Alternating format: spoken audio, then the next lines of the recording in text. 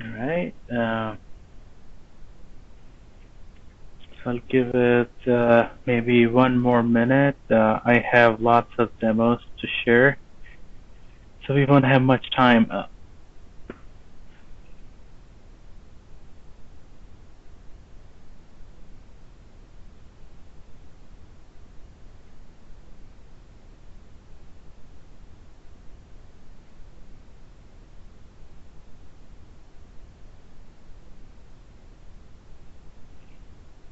All right.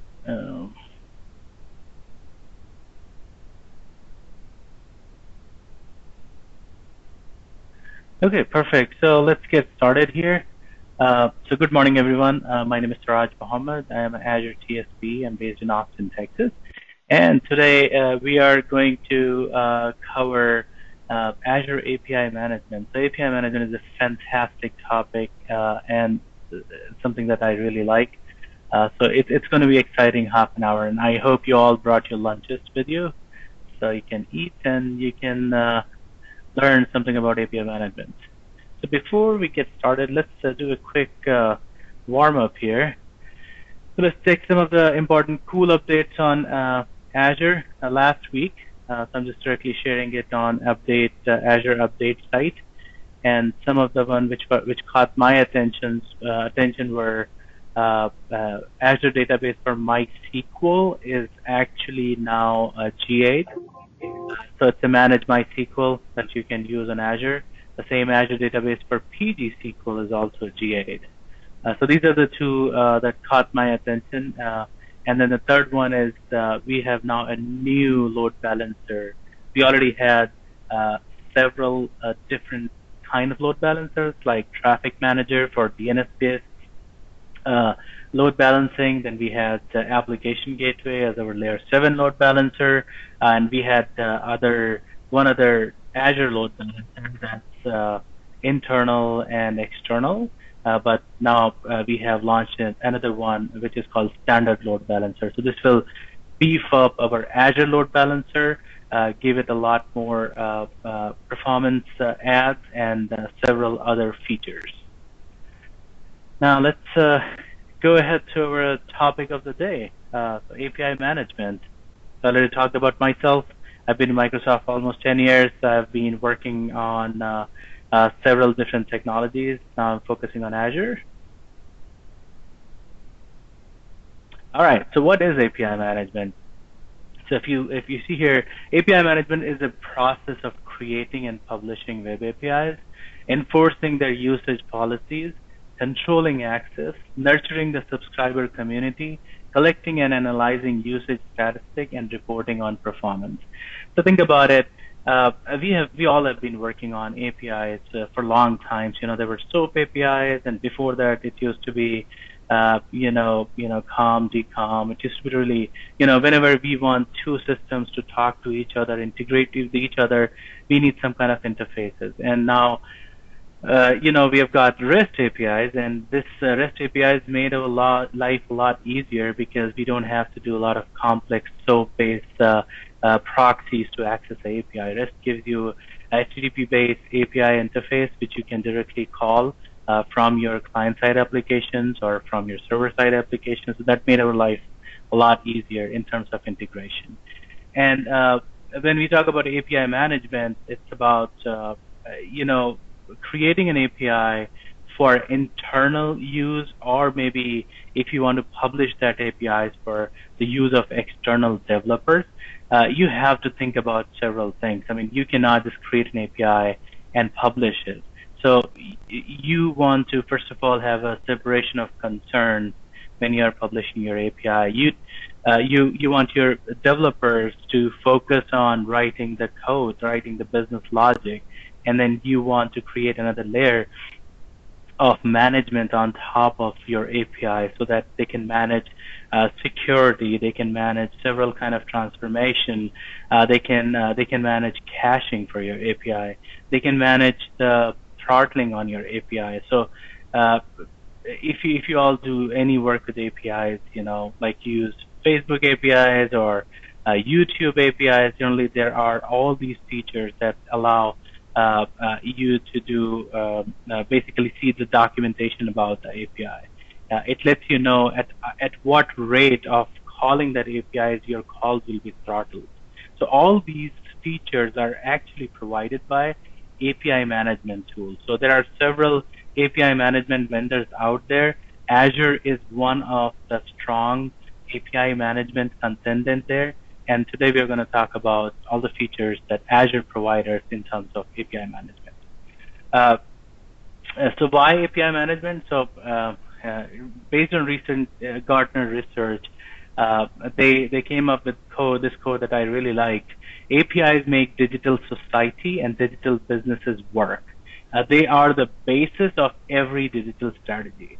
So this is pretty cool but lengthy, but so I came up with my own statement. So think about APIs are the nucleus of your digital transformation. So when we talk about digital transformation a lot, application modernization, but if you think the key is integration. So you can create several microservices. You can have your legacy applications. You can have your some other kind of a business application setting. And at the end of the day, you want them to talk to each other to realize the value.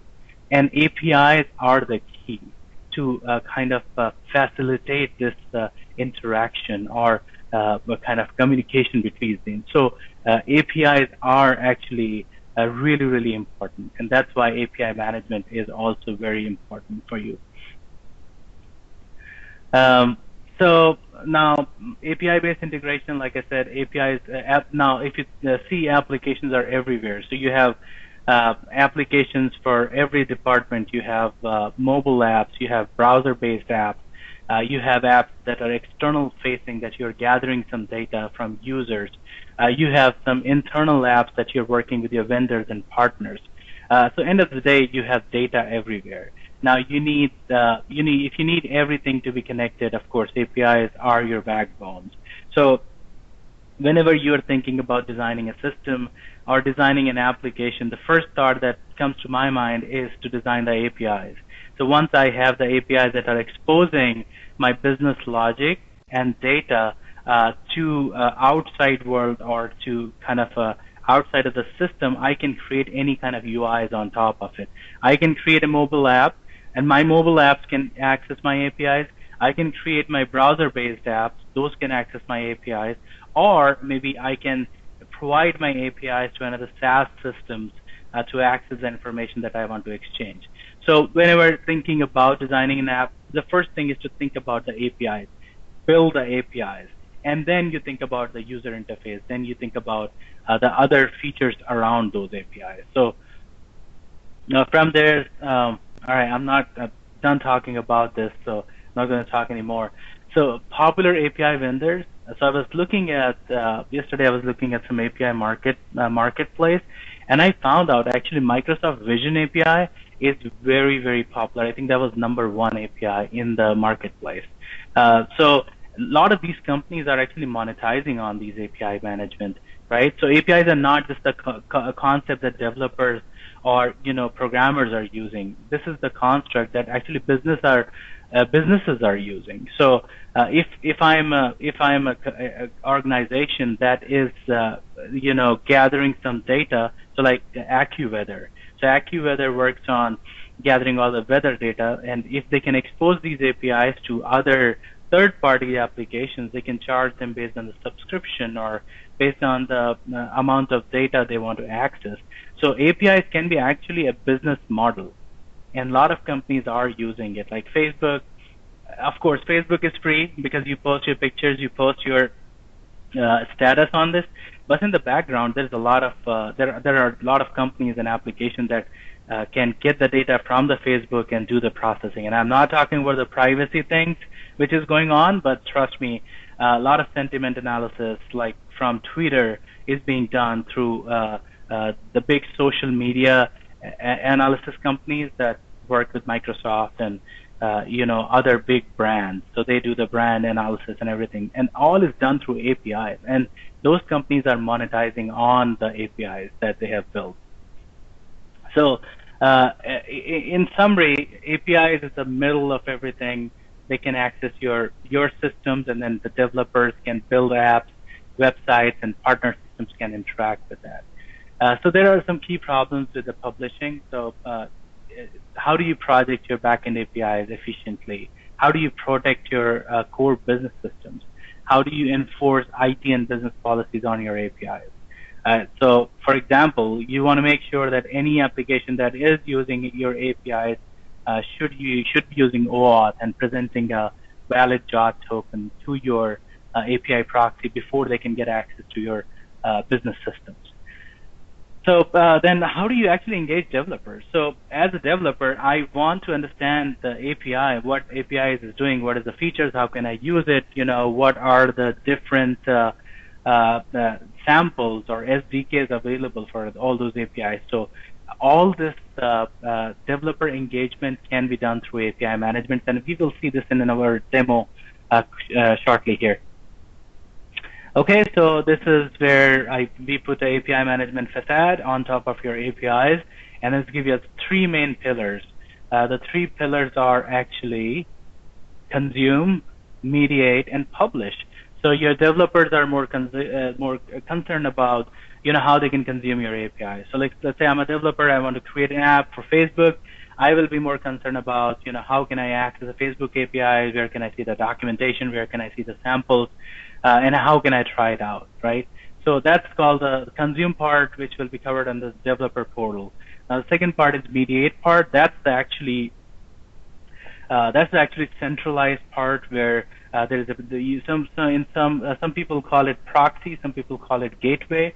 So this is the piece where you actually connect to your actual backend systems and expose those APIs for developer portal. And then there is a third thing called the publisher portal. So publisher, as an organization who is actually providing these API services to outside world, will be publishing these APIs through an interface that's called the publisher portal. And as you see at the bottom here, the gateway can actually talk to a lot of internal Azure services as well as services that are hosted in my on-prem environment as well. So this is the gateway piece is really important. We'll see here.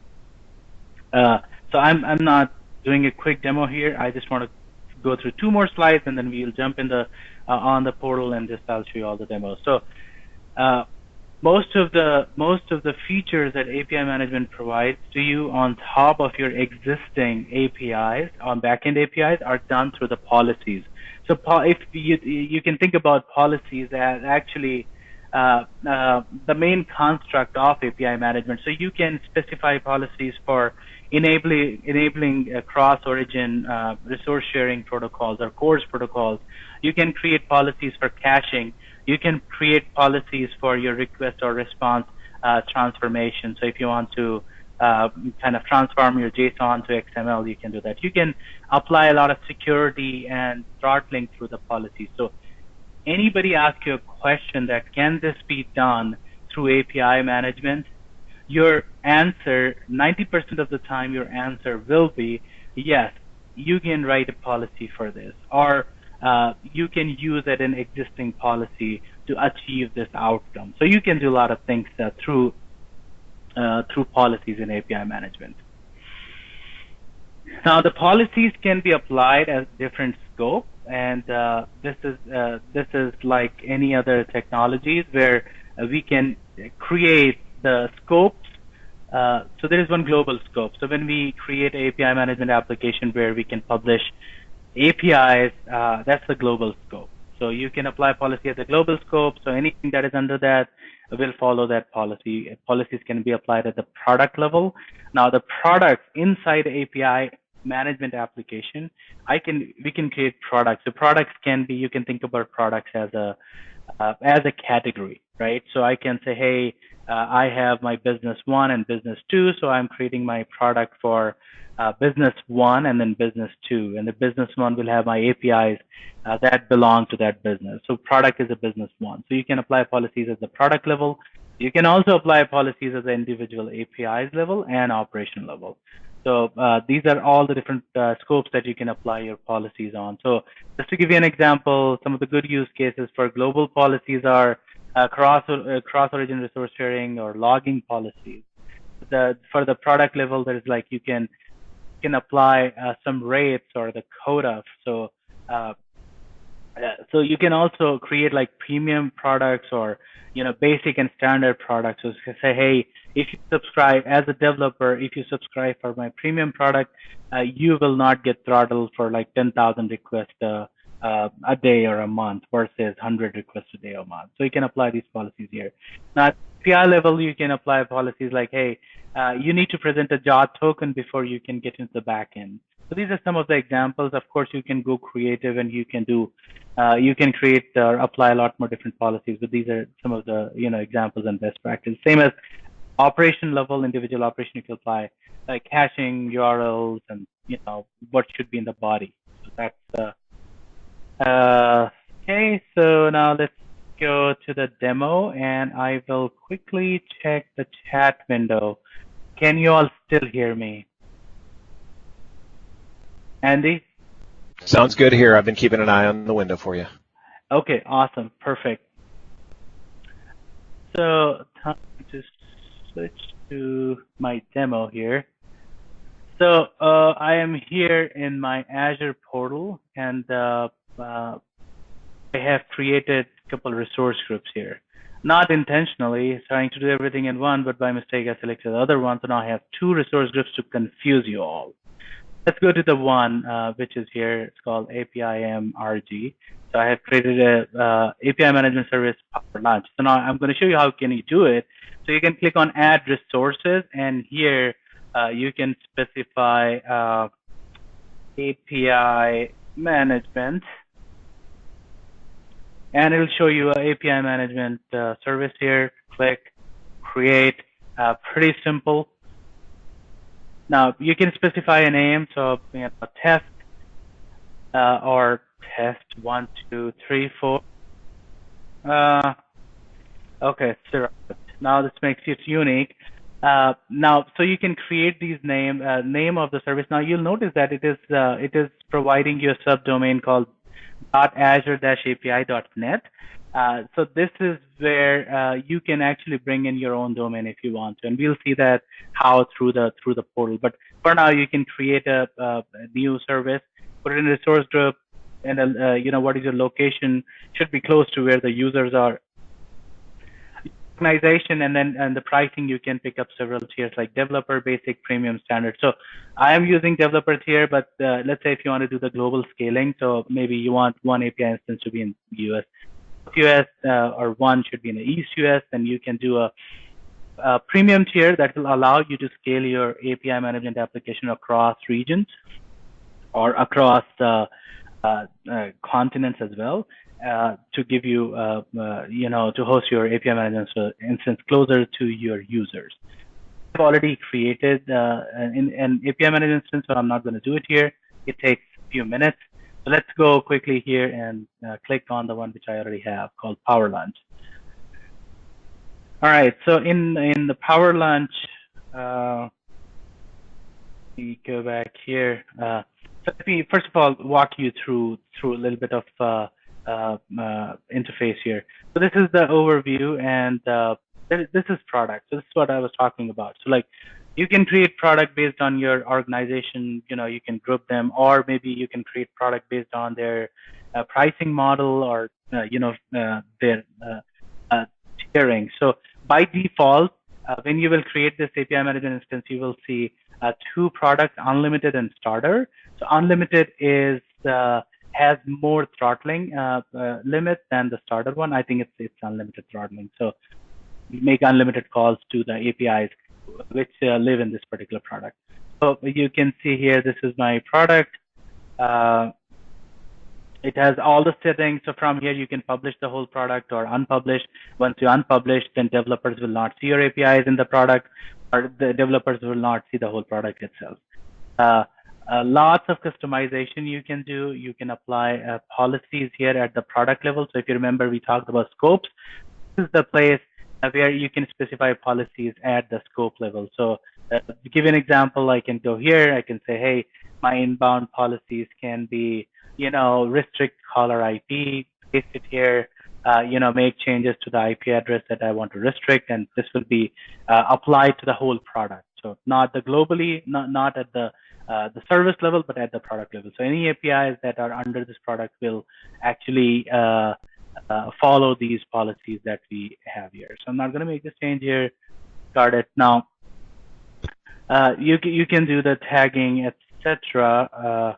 Another thing, you can actually host your API management on your virtual network. So if you don't want to expose your API management URL to outside world directly, you can actually use host it inside virtual network. So this is a great use case. Let's say on-prem APIs, and then you want to expose them to your developers anywhere. So you can deploy your API management in your virtual network, and that virtual network can be connected to your on-prem virtual network through ExpressRoute or through any other VPN gateway.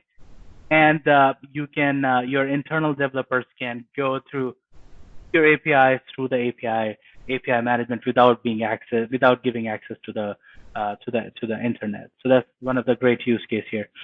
Now, I talked about scaling and pricing. So this is where you can see the scaling and pricing. So we have different tiers. If I go premium tier, I can scale it for different locations. So like it's 1 unit in South Central, but I can add another location and then deploy as many units as I want.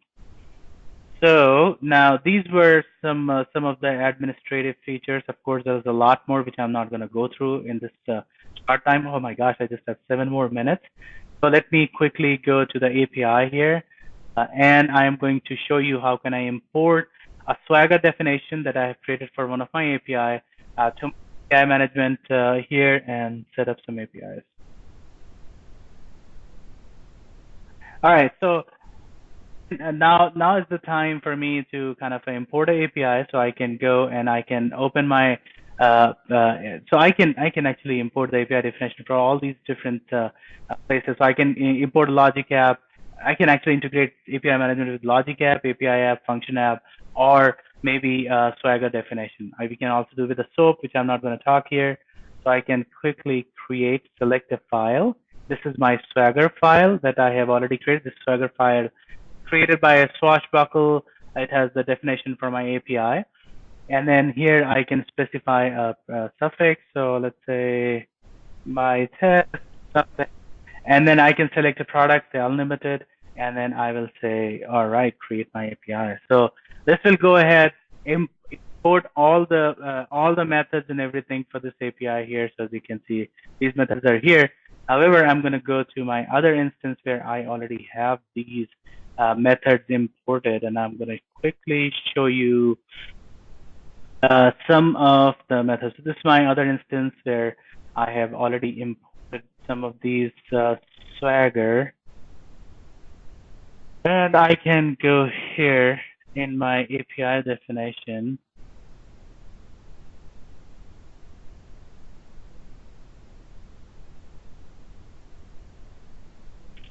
Perfect. So you can see on the left pane, these are all the APIs that are imported in my API service. Now, BigConf API is the one Swagger definition that imported. I can create multiple versions, which you see here, V1 and V2, but I'm going to go to original. Let's hit on a function called getDay. So this is the function that was imported by Swagger. I have not done anything, no coding here.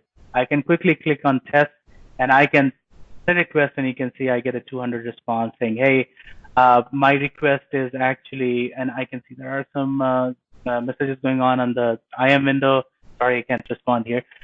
So you can see I get a 200 request for getDays, and this is actually returning me some information about. So like same way, there's another method called getSession. This is a conference API. I click send.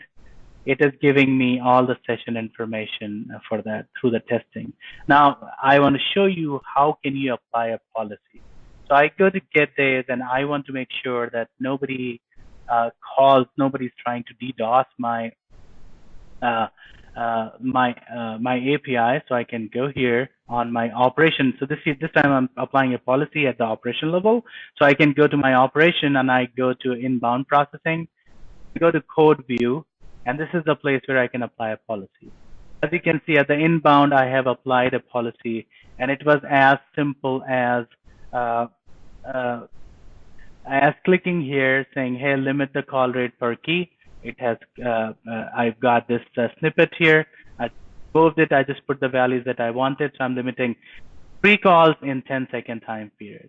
So I'm not making any changes here. These changes are already saved. So now the policy that I applied for this operation is, hey, don't make more than 3 calls in 10 seconds, right? So I will go to test and try to make the more than 3 calls to see what you get. 1 call, successful, 200 response. My second call and my third call all went well. Fourth call, it failed, say, hey, too many requests, right? So my policy, now you can see my policy is effective here, and I get, I cannot make more than 4 requests in 10 seconds, right? So this was my demo of policies. Now let me quickly take you to developer portal. So this is the developer portal. So developers can come to this URL and they will find this portal. So I'm admin, so I'm seeing this, but if they are not, they will get an option to sign up. Once they click sign up, you as the API admin will get their request in your portal where you can approve it. Now they can see all the APIs here. So you can see these are my APIs, which I can click. I can see all the documentation about my APIs, and I am a developer. I'm seeing the code samples, I'm seeing documentation, everything. I can change the schema, theme, put my logo, change my domain, anything that I want to do, I can change. So this was my developer portal real quick here.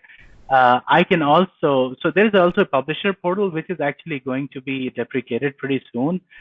This publisher portal give you all the statistics and analysis about your API, like how many views, how's the performance of your API, who's accessing it, which APIs have been accessed more than the other APIs, and things like that. So you can see these things from the publishing portal, but as I said, it's going to be deprecated, and most of the features of the publisher portal will be in your Azure portal.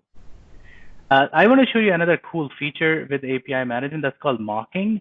So let's say if you're a developer, you're building an API, planning to build an API, but you want your UI developers to start building the UI, right? So you can create a mock API for them, and they can kind of work. They can create their code. They can create the UI based on the mock API while you work on the actual business logic and plug in that API. So it's pretty simple to create here.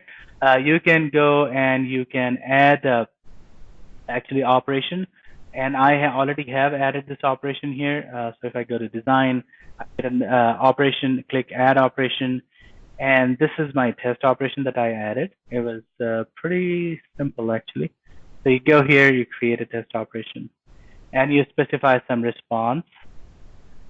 So in my test operation, this is my test call, and you can see there's inbound processing. And I set the mocking on. So you have to say, hey, turn the mocking on and send a static response of 200.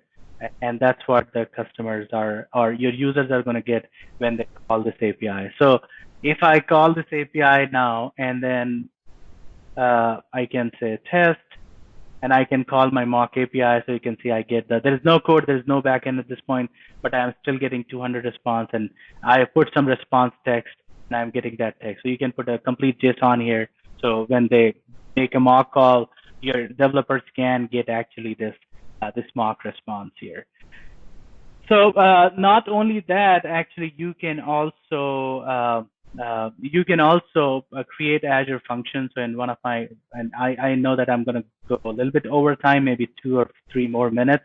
Let me quickly show you something which I think is really important, because most of you are thinking about creating the serverless applications, and then when you create serverless application, you can also use API management in front as a proxy to your serverless application. So here I have an Azure function that I have created, and my Azure function is actually, it is doing some calculation for turbine repair. So if I go to test my function, I can specify, hey, these are my inputs. So 6 hours is my labor time, and then this turbine give me capacity of 2,500 something. So is it worth to repair it? So I can click on test, and this function does some calculation and just says, hey, whether it is worth repairing it or not. So I wanted to integrate this with my API management function. This is HTTP trigger function, which I've coded in C#.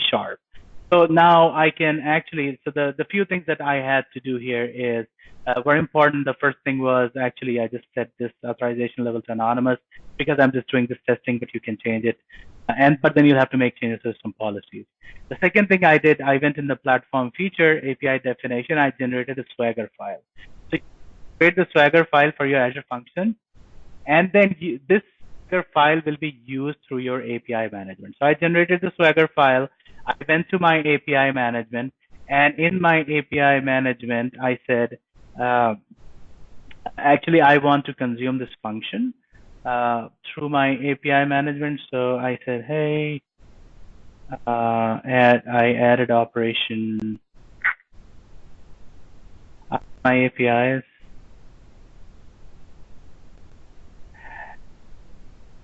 And this was really, really simple. You cannot imagine how simple it is to actually include some of the Azure services in your API management. So I think it's taking some time here, but once you just, it will give you an option to select the function once you actually, so I go to function app. I can specify my function app here because it's all in Azure, same subscription. So I can browse, it shows me this function app. I can select, and it will pull the Swagger file. If you don't have Swagger file, it's going to complain about it. And that's all. You have your function here, and this function has this operation, which I actually test, and I can send the request, and this will give me access denied. Okay, anyways, it just broke for some reason. But yes, this is the way to include the Azure function. Now let me go back to the chat window and see what are the questions. Yeah, Suraj, one open question is go back to authentication and see how that's configured. For function? No, on your prior demo. Sorry, for the entire demo? No, for your prior demo. Mike, did you come off mute? Yeah, go ahead. Just tell me. Yeah. So how do you, can you talk a little bit about authentication at the API management level? Yes, absolutely. So there is, so whenever you can do the basic auth, certificate auth, or you can do the OAuth. So let's say my API is not, doesn't have any authentication, right? I have an anonymous API, but that's my internal and anonymous API. But when I want to expose it to the external world, I want them to kind of provide some kind of authentication, maybe a username, password, or a certificate. So in that case, what I can do is I can go to my API and I can apply a policy at my either API level or the product level. So that policy will make sure that my users are actually when they're calling the API, they are passing some kind of certificate or they're passing some kind of credentials to it. So most of the authentication is actually done through the policy. So if I go to, let me go to one of the policy editor and show you that. So I go to policy editor, and you can see that authenticate with basic. So I can say, hey, it's my inbound request, and I wanted to authenticate it with my basic auth, and my username is X, and my password is Y. The same way, you can also do the OAuth authentication. So for that, you'll have to register your app to one of the OAuth provider. And then when you are writing the policy for your OAuth, you'll have to specify your client ID and secret. And then when user comes through your app is going to be authenticated on the behalf of the user to call the API. And all of this can be taken care by the policies in the API management. Hey, Suraj, is there another way to authenticate from the actual API itself, from the settings tab, when you went in and configured the actual API on the front end? Can we do it from that side? Okay, let's see. So if I go here, you're saying? No, go to settings. You see what it says, design settings? Yeah, go to settings. Mm-hmm. Scroll down. Is it on that page? You scroll further down. Security, right. If you click one of the ones that like says OAuth 2.0, is there any extra configuration that's needed, or what's required to get that type of authentication to work? If you do here, actually you'll have to configure a OAuth server on your API management. So you can discard this, and if you go here on your API, there is OAuth 2.0 configuration. So this is where you'll have to specify your own OAuth server that you want your APIs to go against. So right now, what I talked about, the Google, you can go against Google, you can go against, Azure AD, but if you want your own OAuth, you'll have to add this configuration here. Okay. All right, any other questions? Yeah, we have one other question. Can you use APM across multiple subscriptions to manage APIs from different subscriptions? Well, so API management, yes, you can do that. And everything I've shown you here was through the portal right now. But API management exposes all of these features through REST APIs. So when you are working with the more complex scenarios like a cross subscription, you'll have to use some of the REST APIs exposed for managing API management. Okay, great. Thank you. You're welcome. All right. Thank you all for joining the session. And I hope this was a pretty fast session, but I hope you all learned something here today. Wonderful Friday.